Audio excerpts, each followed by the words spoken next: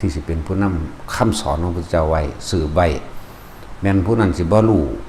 ทั้งเบิดหรือรู้บ่กิ่งก็ตามแต่ก็ต้องอาศัยศาสนาบุคคลเป็นผู้นำทางให้จึงเรียกว่าศาสนาบุคคลนะการบวชก็เป็นของทำได้ยากอย่างหนึ่งแต่ว่าบางที่การบวชบางสถานที่ที่เพิ่นให้ความอนุเคราะห์ให้บวชได้โดยง่ายก็ให้พวกเฮาสำนึกระลึกนึกถึงผ้าที่เพิ่นได้มา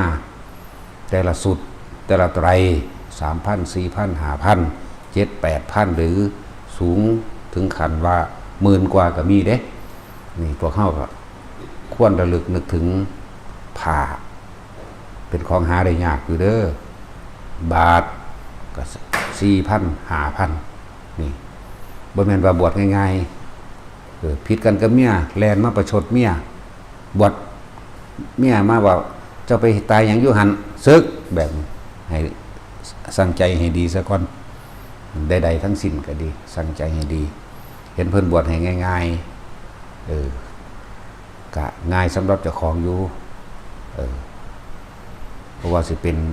ต่างๆในพิธีการบวชเพิ่นจัดหน้าให้เพิ่นมีความปรารถนาหวังดีกับทุกๆคนแบบใดต้องการให้ทุกคนมารู้ธรรมเห็นธรรมสำคัญสุดก็คือเอาตัวเองพ้นออกจากทุกข์ได้นั่นเด้เพิ่นบ่ได้มีส่วนใดส่วนเสียในธรรมที่พวกเฮาปฏิบัติได้เด้หมายถึงผู้จัดบวชให้คือหลวงพ่อนี่จัดบวชให้ทุกอย่างฟรีทุกอย่างจัดสรรหาให้ครบเบิดทุกอุปกรณ์บริขาร8ที่อยู่อาศัยเครื่องอำนวยความสะดวกต่างๆสารพัดเฮาเข้ามาแล้วอย่าไปคิดว่ามันบ่มีคุณค่าเด้ให้คิดถึงคุณค่าตรงนี้นำผ้านี่มันเป็นของหาได้ยากอยู่เด้มันง่ายเฉพาะสถานที่หรือครูบาอาจารย์องค์นั้นๆที่เพิ่นจัดหาให้เด้แล้วบางหม่องยากคือหยังนี่ใส่ซองบ่ครบ 30,000 เขาก็บ่บวชให้ก็มีเด้ผ้ามื้อนี้ก็ได้ซื้อเองบาทก็ได้ซื้อเองแถมซ้ำบวชที่ผิดพิธีที่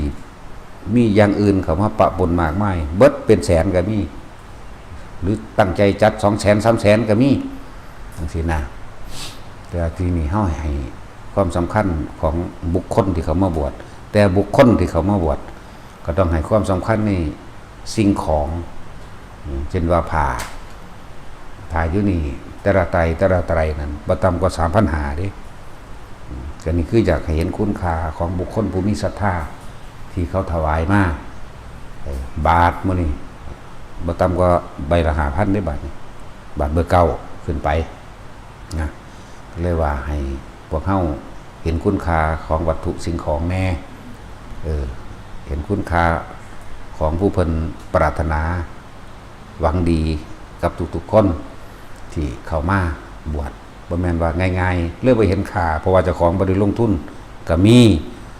อาทิตย์นึงซึกแล้วก็มีหลายอย่างหลายแบบที่ว่าเห็นง่ายแต่ว่าบัดนี้สึกว่าพวกเจ้าบวชอาบาปกับพวกเจ้าได้เอาเองเด้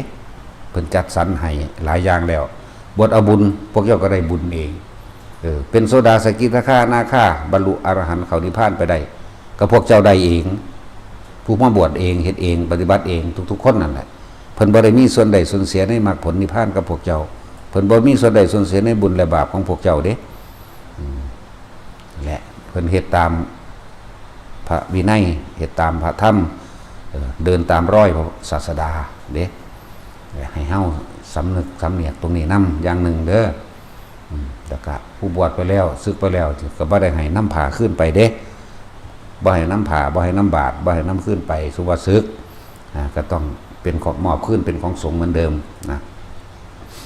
นี่แหละหลายๆอย่างที่พวกเขาบ่ทันได้เข้าใจในการบวชก็ดีนะเห็นว่าได้ง่ายก็สิเป็นของบ่มีค่าส่วนมากอะไรที่มาได้มาโดยง่ายเนี่ยทั้งสิบ่เข้าใจคุณค่าของมันว่ามันมีที่มาเช่นไรคนเฮามีศรัทธาอย่างแรงกล้าอยู่เด้จึงจะสามารถถวายผ้าไตรได้ 3,000 4,000 ขนาดนั้นมันเป็นเงินทั้งเดือนของบางคนก็มีมันเป็นเงินครึ่งเดือนของบางคนก็มีนะบาทผ้ามื้อนี้สมควรสิทนุถนอมและรักษาและคืออย่างของเฮามันมีหลาย อย่างสิก็บ่แม่นโอ้พระเพิ่นนี่บ่ดีเนื้อบ่ดีเลือกไปเลือกมาทิ่มสะไปก็มีอย่าเฮ็ดนั่นแหละหลายๆอย่างก็ดอกที่เฮาต้องเรียนรู้จึงบอกว่าบวชเข้ามาแล้วก็พากันศึกษาพระวินัยภาวะวินัยนั่นแหละ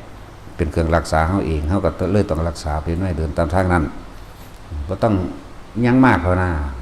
ขอรักษาภายในเต็มการบวชจนตายมันต้องพ้นดอกนามันสิไปไสกันพระวินัย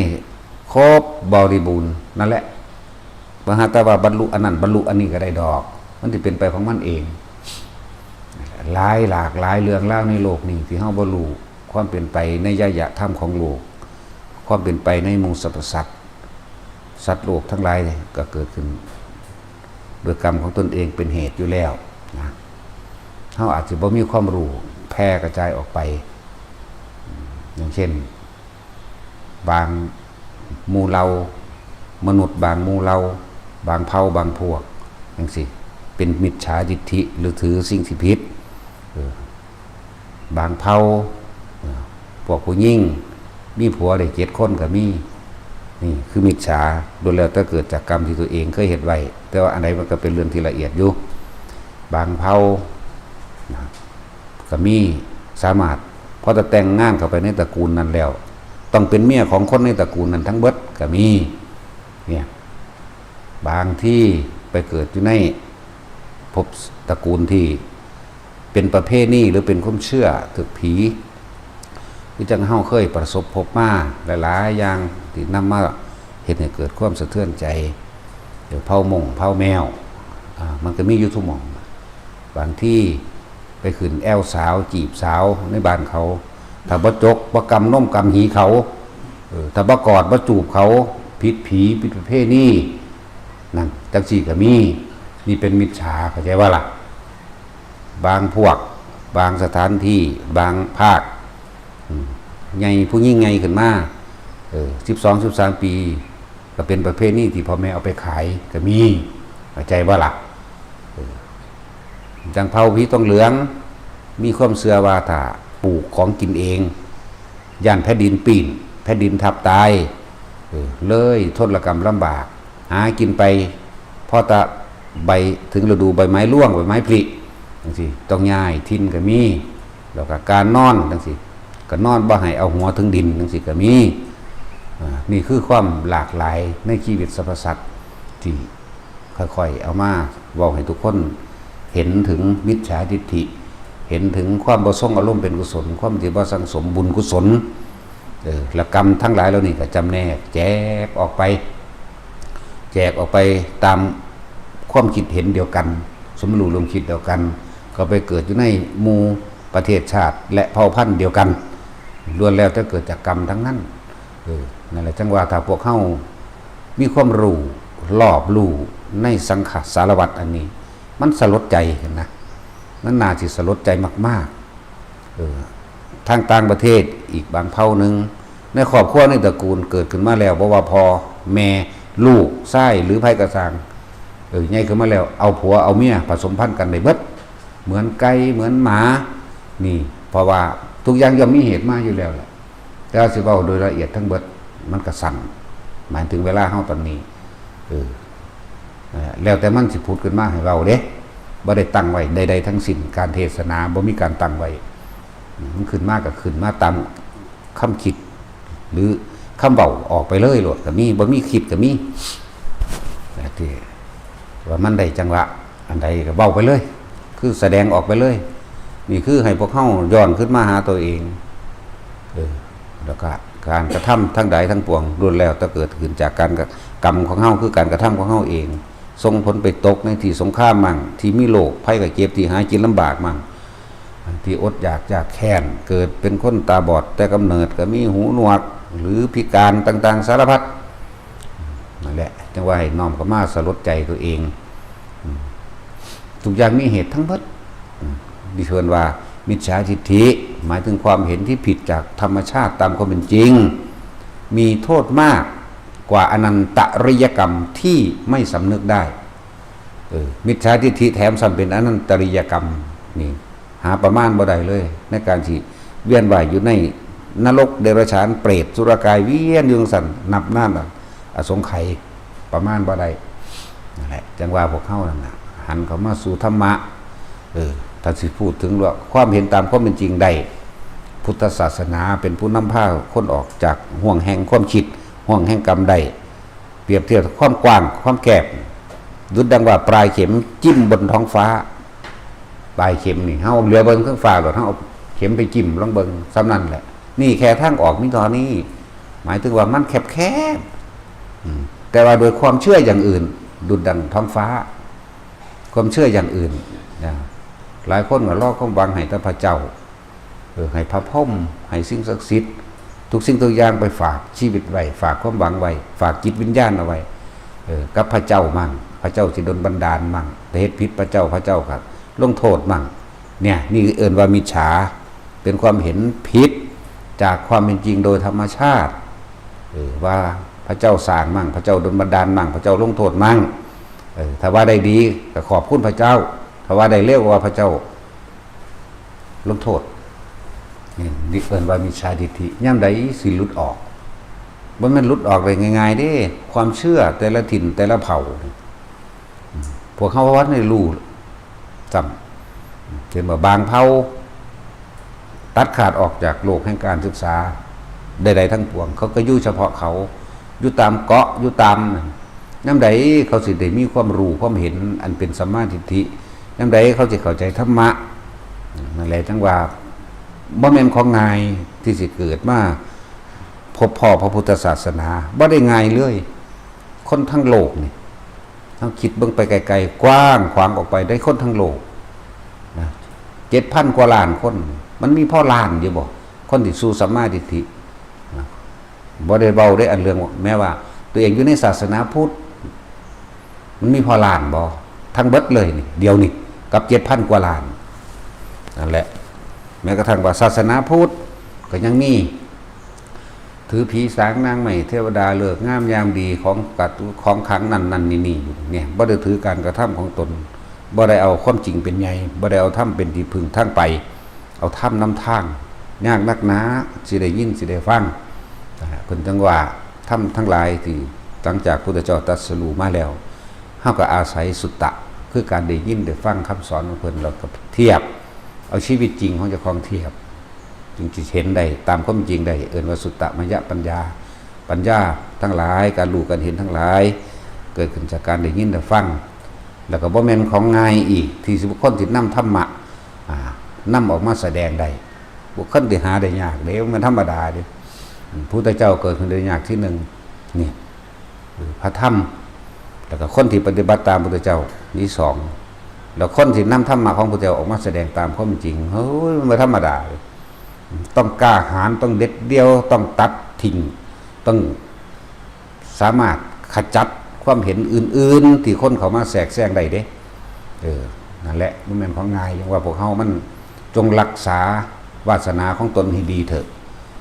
จงรักษาสิ่งที่ตัวเองมีให้ดีเถอะสิ่งที่เองได้ยินได้ฟังให้ดีเถอะ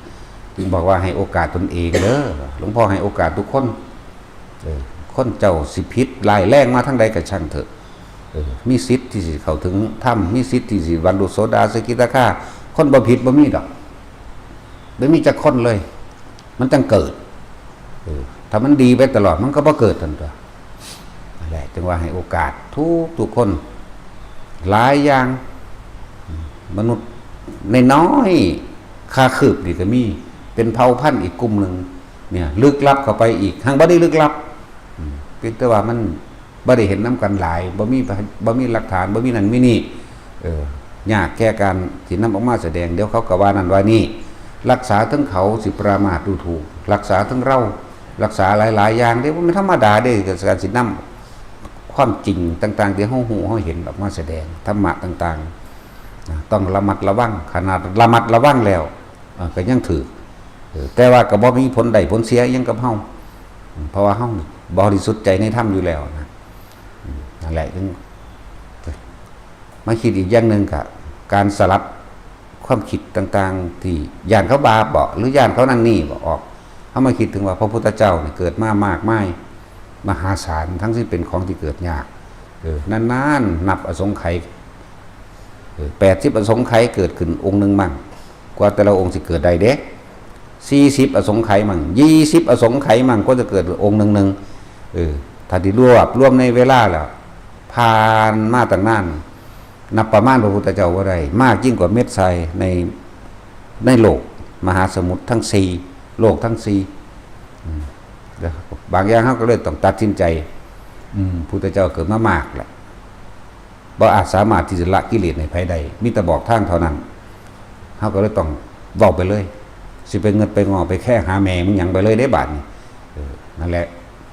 จังว่ามันบ่แม่นของง่ายบันไดได้สิมานั่งเว้านั่นเว้านี่เทศนั่นเทศนี่ให้คนฟังบ่แม่นของง่ายเด้อแต่ความรู้นี่ก็ต้องจริงอีกนะมนุษย์เผ่าน้อยๆที่อยู่ในหู้ที่อยู่ใต้หลืบทำภูเขาก็มีอีกเนี่ยมนุษย์คือกันร่างกายมนุษย์เดียวกันนี่แหละขนาดมนุษย์เหมือนกันก็เสมอกันกับพวกเฮานี่ก็ยังมีความเสื่อความเห็นต่างกันบางเผ่าพันธุ์บางประเทศแต่งงานไปในครอบครัวล่ะต้องเป็นเมียของคนทุกคนอยู่ในหันก็มีบางเผ่าบางพันธุ์พ่อแม่ลูกเอากันไปเองเลยก็มีนี่เป็นมิจฉาบางเผ่าพันธุ์ก็เอาลูกไปขายเนี่ย